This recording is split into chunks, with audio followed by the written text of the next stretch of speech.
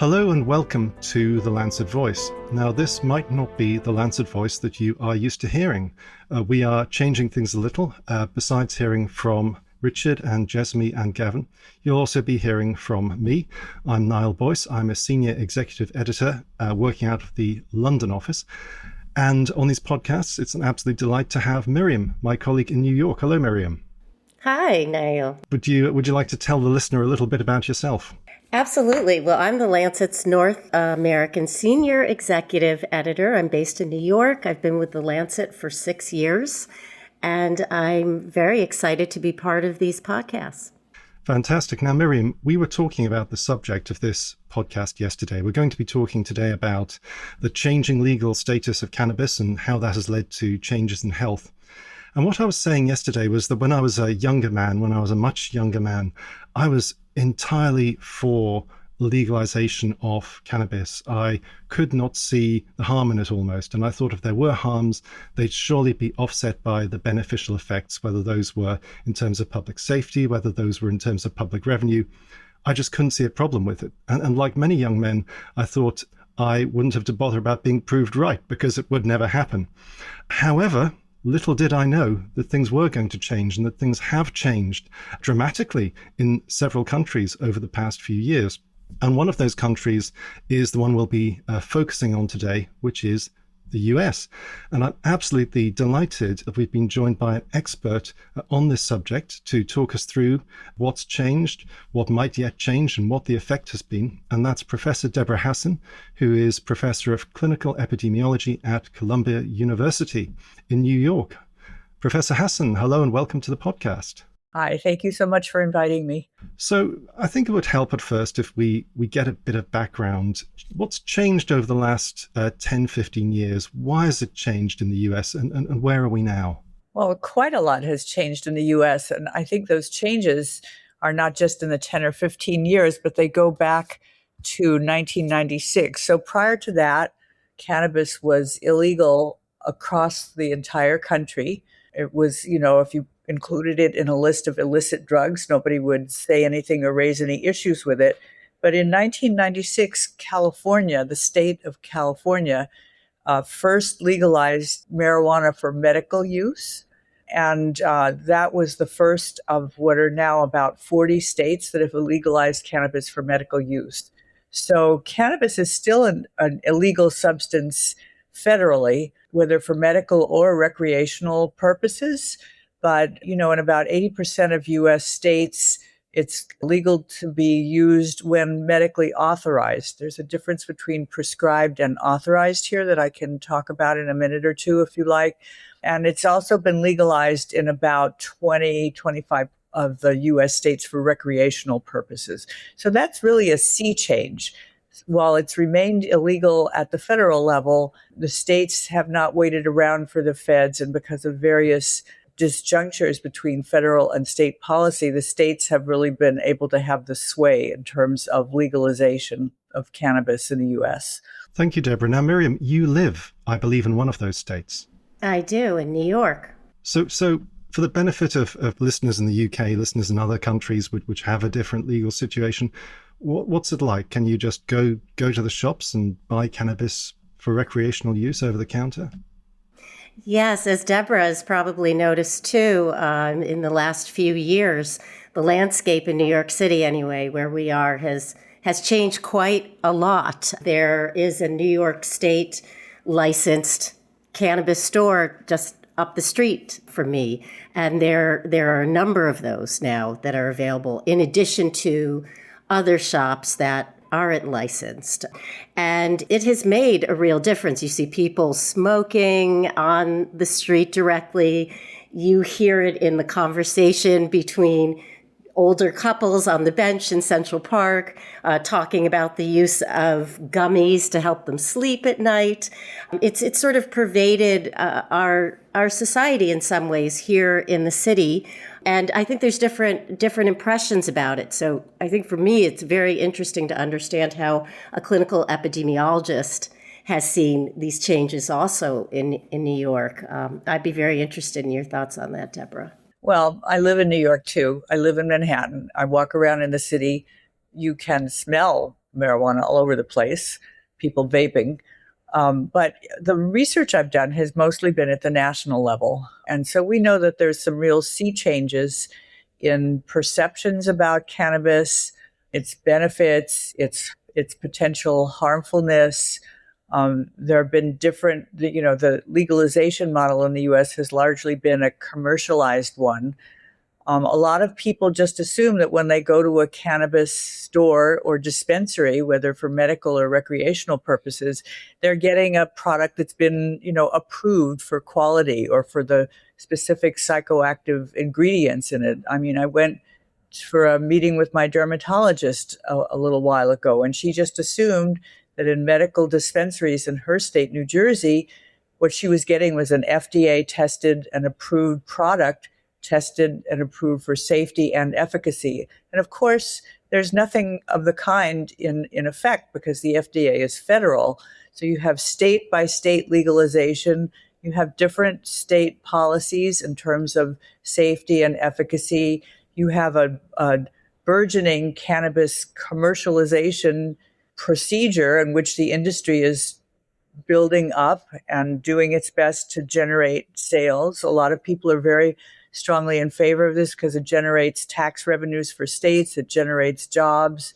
But public health has been pretty low on the totem pole of things that people are concerned about with this change in distribution and legalization. You were mentioning earlier the medical cannabis situation. And this is interesting because I remember I was at American Psychiatric Association conference maybe 10 years ago, maybe a bit more. And this was a subject of discussion. And someone was saying, look, this is ridiculous. This stuff's on prescription, but anyone will prescribe it for anything. So why don't we just legalize it for recreational purposes? That was one of the views in the room. And it was very interesting to see how that initial stage of it being available for medical purposes then seemed to be the gateway towards this recreational legalization. At least that's the impression I got. Is that how things happen from your perspective? Well, first of all, because marijuana or cannabis is not legal federally, it can't be prescribed. Right. It can be authorized by a health provider, and then people take their authorizations and they go to a medical dispensary. A lot of medical providers don't really, there have been a bunch of studies that have shown that a lot of medical prescribers don't really, there's no defined dose. Like for opioids, as bad as they are, there are defined doses. For a lot of medications, you expect a defined dose, a defined duration of the treatment. There's generally nothing like that for cannabis. So people take their authorizations, they go to their dispensaries, they have bud tenders there who are encouraged to sell the product, and these bud tenders share out of their personal experience and their experience with their friends. And this is the way that the information about cannabis gets distributed, generally speaking. So I think there were concerns early on when states started legalizing for medical purposes.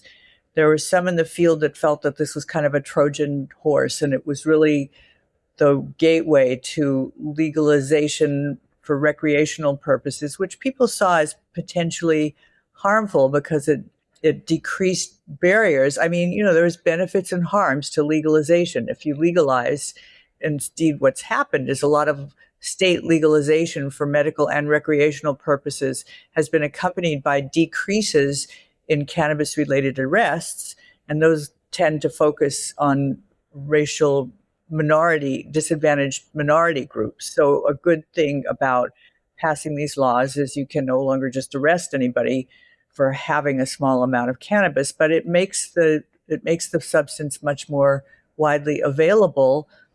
And when it's easy to get and people can get it and they believe that it's not harmful, and there's been a real sea change in whether people perceive cannabis as potentially harmful or not, and people will use it. So it doesn't seem that the change in legal status has really had much impact on adolescents. They're not that interested, and there haven't been increases. But in adults, the rates of use of cannabis nationally have gone up substantially. The increases in those rates has been greater in states that legalized for recreational and medical purposes than states that did not. and daily use has increased. And in those states also, rates of cannabis use disorder in adults have increased as well. So cannabis use disorder is a disorder that's defined by the American Psychiatric Association using the same diagnostic criteria that are used for other substance use disorders. And there's a lot of impairment associated with that condition. And we've seen pretty substantial increases in the US in rates of cannabis use disorder as well. So I don't believe that you can attribute the entire increase in the prevalence of cannabis use disorder to the legalization, because there have been so many changes in beliefs and perceptions and attitudes and other things that I don't think you can lay causal attribution entirely at the feet of the legalization. But it's been an all-encompassing process that's happened since 1996 when California first legalized for medical authorization. So this might be a good time to talk about what the evidence is for not just cannabis use disorder, but some of the other points that you've raised, and where we get the data from and how reliable those data are.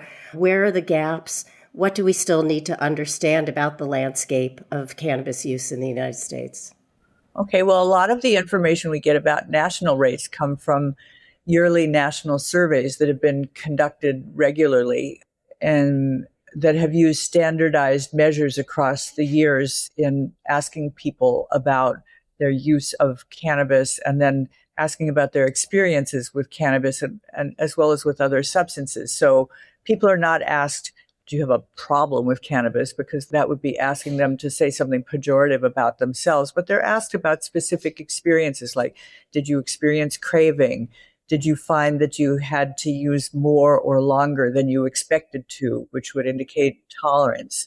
If you left off using, did you experience depressed mood or anxiety or irritability, which would indicate a degree of withdrawal? So people are asked in as neutral possible terminology about these experiences. And then if you ask repeatedly over several years of surveys, then you can look for time trends and whether those trends have been more accentuated in different groups. So we also know from looking at these surveys that the increases in cannabis use and cannabis use disorder have been greater in people that have co-occurring psychiatric disorders and greater in people that have chronic pain.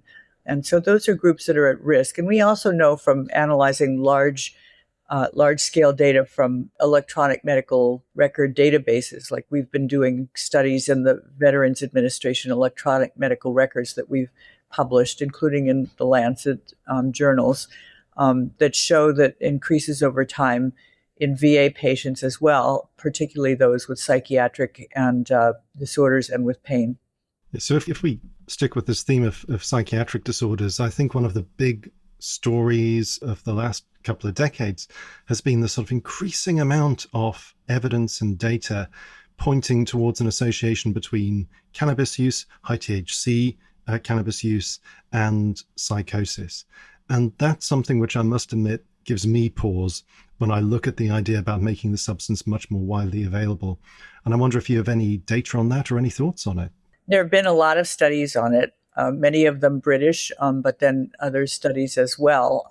You ethically cannot randomly assign cannabis to people, like a placebo-controlled trial to see if more of them are going to become psychotic if you give them the real thing than if you give them a placebo. You can't do that kind of a study. That is the soundest evidence. So you have to base it on observational data where you build in statistical controls for confounding as well as you can. And to the extent that that's been possible, the evidence certainly does point in the direction of increased risk for psychotic disorders amongst people that use cannabis, particularly high strength, high potency cannabis. But it does seem that if you have a family history of psychiatric problems, that really boosts your risk for having a psychotic disorder if you use cannabis. So people that have that type of a family background should really be advised to think very carefully about whether they want to take the risk of using cannabis to have something like that happen to them. I'm just curious, are there any package inserts or labels that come with cannabis, if you go to a store in a state where it's legal, if we're just talking about, the legalized shops, like we would get for, types of medications and other biologics. And if not, I'm wondering, it sounds to me like you think maybe it would be important to be able to share those risks. I haven't been to cannabis dispensaries to look at whether they have labels or not. But again, you've got this real sort of mishmash of regulations that vary state to state. So just because you have labeling in one state doesn't mean you're going to have them in all states, as you would for FDA approved medications, where, part of the FDA's task is to really review the labeling and the warnings as well. You just do not have that for cannabis right now. And you have an industry that really wants to emphasize the benefits and not draw people's attention to the risks. And so I really don't know that there is much attention drawn to that right now. That picture could change as people start to look into this and become more aware of the risks, but I can't give you an informed answer across states about how the products are labeled. It's a good question. I remember a professor of psychiatry based in London talking about this. And he was saying, look, legal, not legal, that's not really the issue. The issue is education. The issue is that people don't know fully the health effects of cannabis. They don't know what the risks are. They don't know an inverted commas safe amount to use in the way that we know the risks of smoking and alcohol. Those are very sort of drummed into us. And the issue is you get this gap in education and what he described as rapacious capitalism moving into that gap. I don't know if that's something you'd agree with, Deborah. Well, I think we're in a phase with cannabis that we've moved through with other substances. I remember a professor of mine when I was first in grad school, who's since passed away, although he was really major, talking about how during World War II, care packages to U.S. soldiers included cigarettes, as something that was like a nice, good thing to do for them. And then, it took a long time for the harms of cigarette smoking to be really demonstrated to the point that the tobacco industry could not counter it any further. And we know from opioids that they were initially greatly feared. And then there were some studies that, in retrospect, were really inadequate, but a couple of studies came out seeming to suggest that opioids were not harmful. So there was this huge upsurge. And it was only after that upsurge that people started seeing the harms. So there are cycles. The substances go in cycles. Alcohol also in the U.S., of course, has gone through a huge series of cycles, ranging from very widespread use in colonial days because the water supply wasn't safe, to increasing prohibition state by state, then federal prohibition, and then legalization again, and a more moderate spot at this point. So cannabis is what I believe is a sort of upswing at this point, where people have been very much in favor of it. You have people that are very sort of fervent believers in the benefits of cannabis and do not want anyone to take their rights away to use it for whatever they think it's useful for. But, as evidence of some of the harms start rolling in, then we may start seeing people rethinking some of this. Compared to opioids, people do not overdose on cannabis and die. Or I think the product would have to become much, much, much stronger for anything like that to happen. But there are some pretty bad things that can happen. There's this syndrome called hyperemesis syndrome, where people have violent vomiting and they're very ill and they need to go to an emergency room to be treated. And that's from very heavy use of cannabis. It's rare, but it's increasing. So as reports of increased cannabis use disorder come through and other potential harms of cannabis use come through, we probably will see some rethinking of the just totally beneficial status of cannabis, which seems to be pretty widespread in the public at this point, to thinking about whether some way of moderating societal response to the distribution of the drug should be instituted. What do we know about other physical health effects or environmental effects, both positive and negative, of cannabis use in the U.S. now. For example, knock-on effects of rates of DUIs. We talked a little bit about the criminalization of vulnerable groups and how it looks like that has decreased. It would just be interesting to hear what you have seen and what you've reported on in the literature on that. We did some earlier papers in driving under the influence of cannabis and how that was related to passage of the medical laws. And we showed that DUIs related to cannabis, they increased at a higher rate in states that passed medical legalization than states that did not in the same period.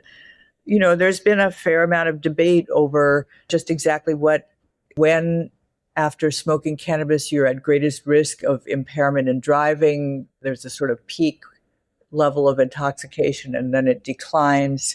There's not a good roadside test for cannabis right now. If there was, I think it would make it a lot easier to put in more regulations about that. There are people that think they drive better when they're high on cannabis because they're more careful, but the evidence doesn't seem to point that way. And we need a little bit more research to see what's going on with that.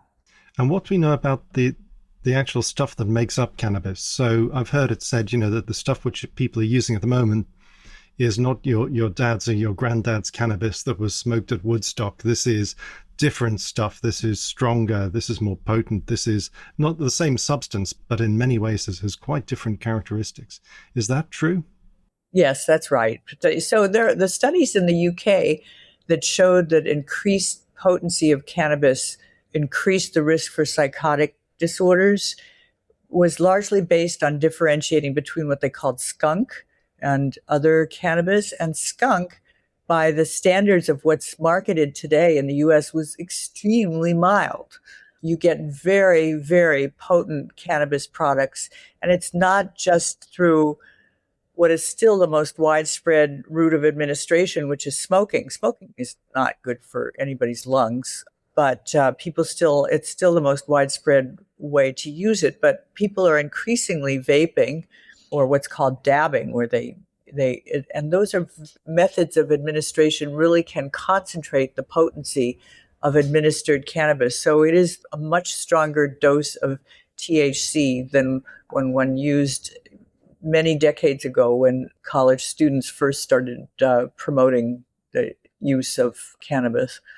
And this situation as well now, I think that one thing which I've got from this conversation is, surprisingly, the world is more complex than I imagined it was when I was in my early 20s, who'd have thought.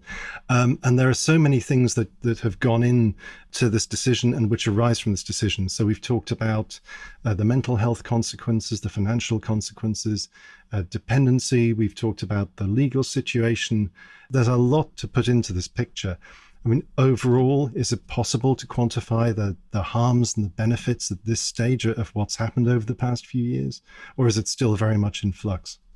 Well, there are studies that have also shown, because people believe that cannabis is useful for treating pain. The careful studies are sort of equivocal about this, and there may be a lot of expectancy effects. But in the end, the bottom line is, if people that have been taking opioids stop taking opioids because they think cannabis is going to be more helpful to them, they are reducing their risk of opioid-related harms. And there have been a bunch of studies that have shown that this has actually happened, and people have, reduced or stopped using opioid medications for pain in preference to cannabis. So that's a benefit. It's not a well delineated, medically demonstrated benefit, but it's a change that's happened nevertheless. But I think because the various outcomes we're talking about here are so varied. We're talking about legal changes. We're talking about attitudinal changes. We're talking about prescribing changes. We're talking about developing rates of use of disorder or different health conditions. I don't know that one can necessarily put all of these things on a balance scale and say which one comes down more heavily, the benefits or the harms, because it is diverse, and that doesn't make for a very neat take-home message to give to policymakers. But I think it's important for healthcare providers to be aware of all of these things and to start to look into them, so that when patients do ask them about medical use, even in a recreational state, where it's been legalized for recreational purposes. Patients can go to their healthcare providers and say, should I use cannabis or not for this condition? And if the healthcare providers have done some reading about this, they'll be in a better position to have an informed discussion with their patients and talk about the various pros and cons in a way that doesn't land squarely on one side or another, but helps the patient think through the potential implications of use. Given some of the confounding issues that you were just talking about, and also the challenges with the research methods that you can use in studying some of these questions, do you see any innovation coming from the academic community that's looking at this to be able to provide better answers in the next few years? And what perhaps do you think should be done in order to help get the information that might be needed here? Well, I'm not sure that the innovation is necessarily going to come from the academic community. When I was in my college years, I thought also that marijuana should just be legalized and couldn't understand why it was illegal. And then I swung around to seeing it as with, just really viewing the harms and not favoring legalization, because I figured that was going to make it easier to get and increase the risk for the harms. At this stage, though, because of it remaining illegal at the federal level, I think that's really gotten in the way in some ways of having research that can be done where you have, you can have measurable quantities of cannabinoids administered to people in placebo-controlled situations. You can really better understand their responses, their reactions, and then how it ends up affecting them. And so I think that rescheduling from a Schedule 1 substance, which is in the same category as heroin, maximum risk and little evidence of benefits. I don't think cannabis really logically belongs in that category at all anymore, to a Schedule 3 status where there's some risks seen, but also some potential medical benefits, might help to increase the feasibility of studies that could inform us better. And do you think that's likely to happen? And what do you think is going to happen with the legal situation in the next 5 years, 10 years? Predicting anything from our government right now is very hard. That's very true. That's very true. I guess I wonder, do you think it will continue going state by state, perhaps, as many other legal and policy issues are going during this period, that we'll see perhaps an increase in states that are allowing cannabis distribution, reducing some of the legal challenges for people on the streets? Or do you see, well, perhaps, again, I mean, we're talking crystal ball here, these disparities that we see in other issues in the U.S. now between, what we call red versus blue states, so more conservative states versus states that are more socially liberal, perhaps, overall? Cannabis legalization has not really fallen neatly across liberal, conservative, or red-blue lines. And I think at this point, the states that have not legalized are not that likely to do it quickly. For example, Texas is a big state, and it's a big red state, and it has not legalized cannabis yet at all. And, states were in a big hurry to legalize for a while, partly give voters what they wanted and partly because of the tax revenue benefits and jobs that are offered. But they're not in as much of a hurry, the ones that are left, to legalize either for medical or the larger number of states that haven't legalized for recreational purposes. It used to be that I had a map that I would show in my presentations, which was the status of each state in the U.S. by no law, medical only, and medical plus recreational. And I used to have to change that map every time I gave a talk. I don't have to do that anymore. It's slowed up a little bit. Yeah, I mean, I guess the impression I have is that this is a massive natural experiment which is happening. It's a massive natural social experiment, medical experiment to some extent. And these can be great for collecting data, but you only get the one chance to do it, and then the data's gone. Do you think that at the moment in the US enough data is being collected and in the right ways that we'll be able to maybe in 5 years' time, 10 years' time, look back and say, well, what did happen? What was the pattern? What was the benefit? What was the harm? I think as long as the national surveys continue to be conducted with methods that are consistent with the way they've been conducted in the past, we will be able to answer the questions better 5 years out, 10 years out than we can now. If those studies are not continued because of various political reasons, then we're not going to be in a position to be able to know well what has happened. So let's hope that we continue to get that data in, and that you and your colleagues continue to analyze it. And of course, maybe we'll check in back then and see what picture is emerging. I just had one additional question, maybe, but I was interested in how you got interested in studying this. What captivates you about this area? So when I first started out, I was mainly focused on the substance of alcohol, and I've focused on that for quite a long time. I did studies on drug use also, and I was very involved with the definitions of substance use disorders and the various diagnostic and statistical manuals put out by the American Psychiatric Association. But what really got me interested in cannabis, I went to the American Psychiatric Association meeting, I think it was in 2010 or 11, and I'd been invited to be in a symposium to give what I call a plain vanilla epi talk, distribution, determinants, just plain descriptive epidemiology findings on cannabis. And we were assigned a symposium on the last day, in the last hour, the last session. And I figured it's going to be a panel of us sitting at a table in front of an empty room talking to each other. And instead, the room was packed. It was absolutely packed. And when we were done giving our presentations, people lined up at the mic to give their opinions and ask questions. There was such intense interest. I said to myself, gee, what is going on here? So I went back to New York. I think the conference that year was in New Orleans. I'm not sure. And we started analyzing the state level data. And we saw at that time that rates of cannabis use and disorder were higher in states that had legalized medically than in states that had not. But it's too confounded to do it cross-sectionally like that. You really need to do a sort of difference in difference change model before and after legalization. So it was that intense interest, and then the interest that people had in the papers that really sparked my interest and actually kept me going all this time. Yeah, people feel so strongly about this.